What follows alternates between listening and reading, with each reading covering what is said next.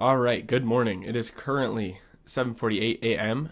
I just dropped my wife off at work a little bit ago, and I have some time to make a video before I start work at 8 or 8:15. But I just wanted to make a quick video because my last video did well. It was about why it's so hard to find a job in data analytics, and I feel like it deserved a little bit more emphasis on how you can get a job.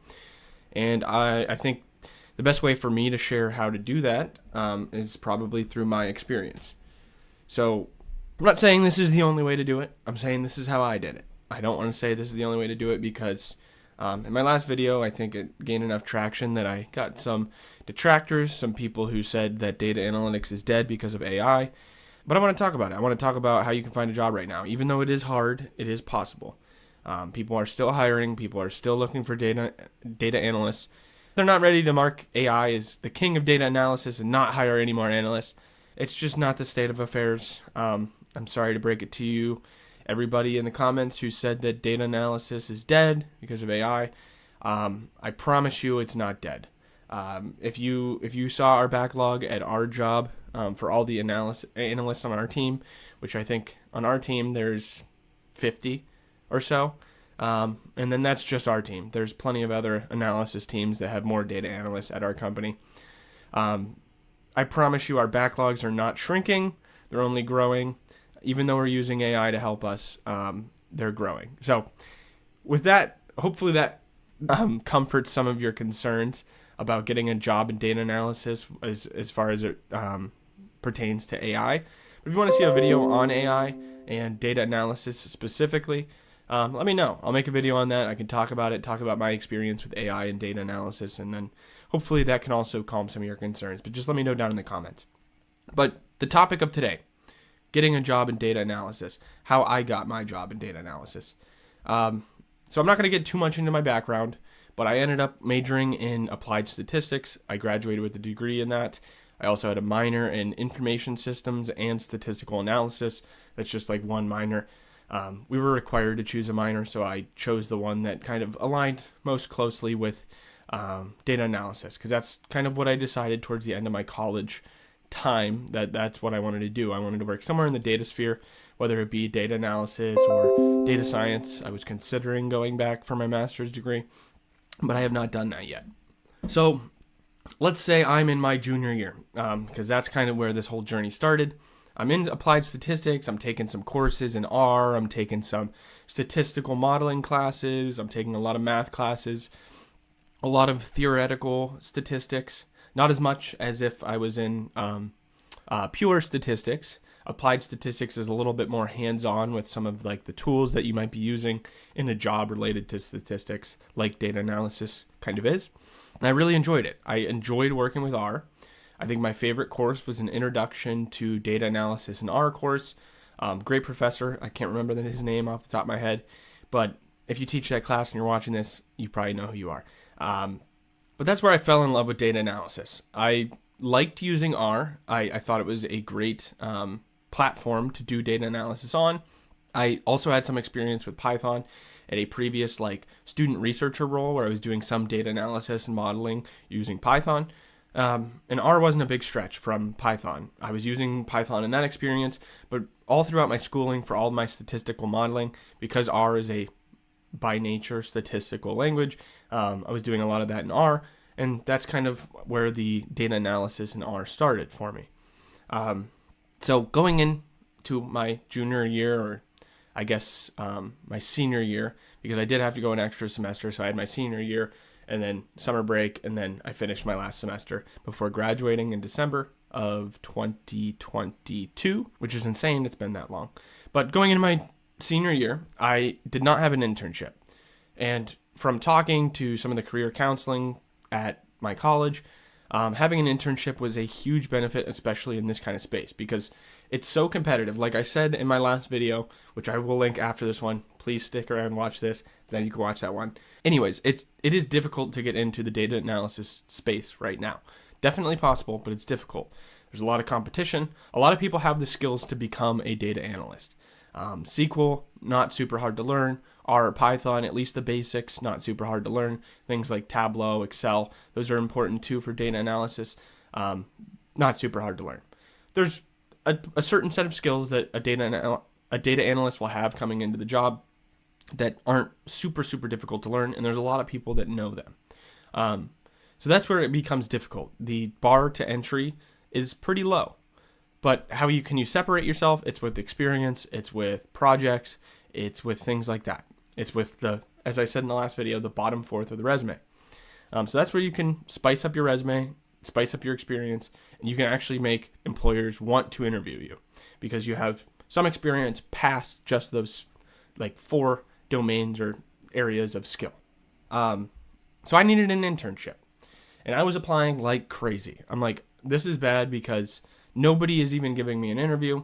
At the time, I didn't have a lot of experience. I didn't have a lot of like self-projects. Luckily, I had that student researcher position, but I still wasn't getting any interviews, and I was applying to a lot of data analyst internships. I was looking for something for interns because I was only going to be there for the summer. At least that was my plan. Because most internships, they just last the summer, and then they're over. I couldn't find a full-time role because I was still in school, and I didn't have my degree yet. And most people probably aren't going to hire you before you graduate, at least in the data analysis sphere. So what I did after not getting hardly any interviews for data analysis internships, I got a couple. One was with a company that I just wasn't too happy about. I never got an offer. There was a local company that at least everybody who lives where I live, they're like, oh, that's a great place to work. So I was applying like crazy to there. I got a couple interviews, did not get an offer. Then finally, I'm like, okay, I need to expand my search. So that's what I did. I didn't look solely at data analysis internships. I started to expand it to other areas, maybe some data engineering internships, some data analysis internships, some project management or like leadership internships. I started looking at like IT and software testing because I had some experience with, through my information systems minor, that kind of like Excel and stuff like that and SQL. Like there's other things I could do related to data analysis, or at least close by brethren of data analysis. It wasn't quite data analysis. So that's what I did. I applied to a few like software testing roles, IT roles, and they were all internships. And this is where I finally got a few interviews. So one was at the current company that I work for now. It was a software testing internship, and they wanted to interview me because they needed somebody to help with testing R. At a company like the one I work for, it's very important when you are upgrading some kind of software that things that currently work in that software for the company still work after the upgrade or after the update. So that was something that was happening with R. Like as you upgraded R to a new version, which they kind of control, you have to make sure that all of the current processes in R, they're not going to break.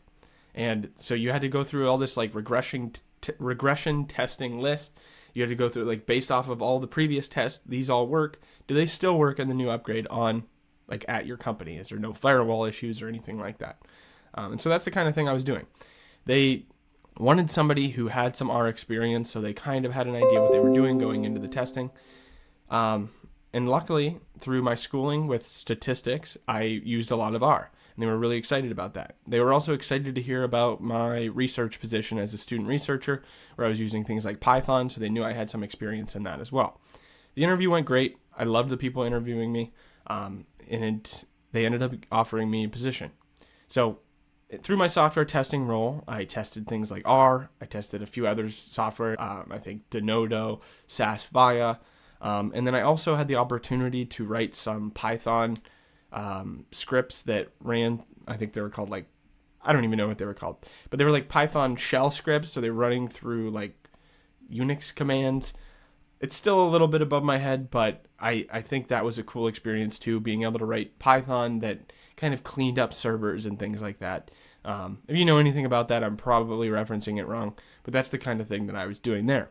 Also, through that interview, they kind of asked me like where I wanted to be in 5 years. I could tell the interview was going good, but I think they wanted to gauge whether I was really, really interested in this position or if this was kind of just like a stepping stone that I wanted to use to get somewhere else. And I like to be honest with that kind of thing. And I said, well, look, I've applied to a lot of jobs. I'm a statistics major, so like this isn't really what I saw myself getting into. I would like to be a data analyst or a data scientist. But I think this is great experience for going down that path. I get to use a lot of the softwares that data analysts use. And that was true. I got, they explained the role, and I could tell, those are all softwares that data analysts would be using. So I think this would be a great experience for me, and I think I could really help out. And they agreed. They said, I think that's fair, and we can try to get you in contact with those people as you're going throughout your internship. And that's exactly what happened. So I was doing this testing and things like that full time during the summer, and they also got me in contact with the people that I eventually ended up working for now. So I started work for them. I kind of did some experimental stuff, like testing new features for this dashboard that they wanted to end up building at the company. And that's the role that I do now. I still work on that dashboard, except I'm full-time population health analyst there. So what are the key takeaways kind of from this interview, for you? It might be hard to get into the data analysis sphere right now. But first of all, I applied to over 150 jobs before getting the offer for this internship. So number one, volume is key. And I also think there's a problem with people applying to jobs through LinkedIn or things like that. Sometimes you have to think about what are the companies that in the space, or what are the companies that you've heard of in the past of people getting jobs in. Go to those company job boards directly, find the company that you're interested in. Let's say it's, I do like the idea of shooting for the stars, but let's forget about the Apples and the Facebooks for right now, because those are super, super, super competitive. What about the companies after that? Maybe a grocery store chain, or Best Buy, or Walmart, or things like that. Start going down the list and go to their company job postings and start applying to internships that way. I think you're going to have a lot better chance, because the competition is going to be a lot less, because it's not publicly blasted to everybody on LinkedIn, where it's a global audience is seeing that. You're going to their company boards directly and applying through those. I had a lot better chance of getting an interview through those applications than I did through the ones like Google Jobs or LinkedIn. So that's number one. Number two is start to look through adjacent industries. Maybe it's not going to be a data analyst internship, but getting experience in somewhere related to data analysis to show you have experience or expertise outside of those four main domains of skills that you might need, which would be SQL, R, Python, Excel, and a visualization software like Tableau. If you can get experience outside of those, it's going to help you a lot in getting a job in data analysis. So things like software testing, IT, data engineering, project management for a data team, using AI with data analysis, anything like that, or software engineering even. Anything like that is directly adjacent to data analysis. And I'm not saying it's easy to get a job in those areas either, but if you can expand your search, you have a lot better chance of getting interviews and a lot better chance of getting that experience. So ultimately, my job through that internship, they helped me get the job I have now. I don't know how I would have done it if I didn't go down this path and I didn't get this job as a software tester. It would have been very difficult. I probably would have been in a situation that maybe a lot of you find yourselves in, where you're applying to data analysis internships and data analysis jobs like crazy, and you're just not able to get any interviews, or even if you do get an interview, you're not able to finally get that offer. So all in all, definitely try to gain some experience. And if it can't be through an internship, it's going to have to be through self-projects. There's plenty of resources here on YouTube or elsewhere online of project ideas and things like that, and just sample projects that you can use as a starting point for your own kind of self-projects. But this is how I did it. I hope that helps. And check out this video next, where I go over why it's so hard to get a data analysis job right now. Hopefully that helps, and I'll see you in the next one.